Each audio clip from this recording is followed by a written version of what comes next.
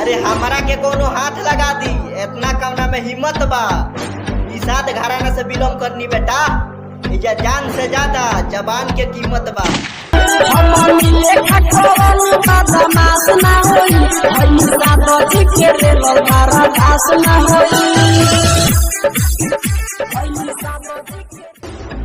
करे जा जा ऑर्केस्ट्रा के साटा पिटाई, समझ जाइयो उजा तोहरे के नचवावल जाई।